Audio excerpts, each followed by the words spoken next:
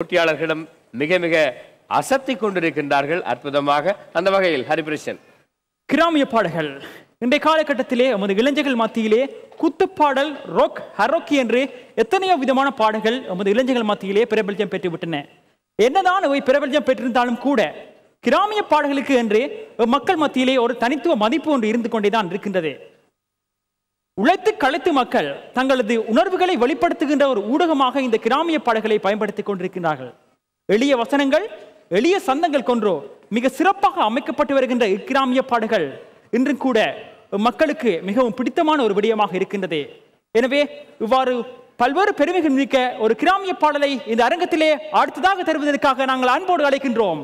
தமிழுக்கோர் பெருமை சொல்லும் யாழ் பல்கலைக்கழகத்தின் கலைப்பிட 3ஆம் ஆண்டு மாணவன் கதிரவேல் பிள்ளை ஜோகேஸ்வரன். எங்கே உங்கள் கரகோசத்தின் மத்தியிலே அவரை அன்போடு அழைப்போம்.